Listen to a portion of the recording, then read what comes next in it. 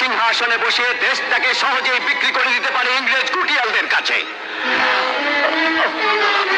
আমি যে কি করব মোহনলাল। মারা গেছেন নন্দিত অভিনেতা কবির মিত্র। রোববার রাজধানীর একটি বেসরকারি হাসপাতালে শেষ নিঃশ্বাস ত্যাগ করেন তিনি। ফুসফুসের জটিলতা সহ বেশ কিছু সমস্যা নিয়ে আইসিইউতে চিকিৎসাধীন ছিলেন এই বর্ষিয়ান অভিনেতা। এর আগে অভিনেতার অবস্থা সংকটাপন্ন বলে জানিয়েছিলেন তার ছেলে মিথুন মিত্র। তিনি বলেছিলেন তার বাবার বার্ধক্যজনিত কিছু জটিলতার কারণে গত 22 ডিসেম্বর হাসপাতালে ভর্তি করা হয়। পরীক্ষা নিরীক্ষা করে ফুসফুসের সমস্যা ধরা পড়ে, পরে তাকে আইসিইউতে নেওয়া হয়।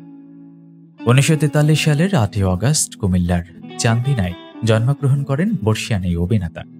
তার পুরো নাম কবির কুমার মিত্র।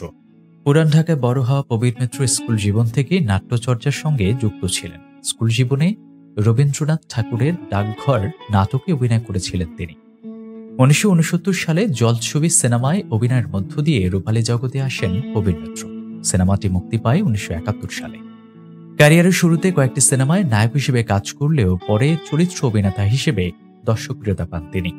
দীর্ঘ 5 দশকের ক্যারিয়ারে 400-এরও অধিক সিনেমায় অভিনয় করেছেন তিনি।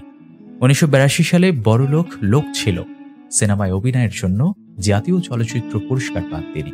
2018 সালে জাতীয় চলচ্চিত্র পুরস্কারের আজীবন সম্মাননা পেয়েও ভূষিত হন এই অভিনেতা। তবে 21 পদক কিংবা স্বাধীনতা পদক পাননি তিনি।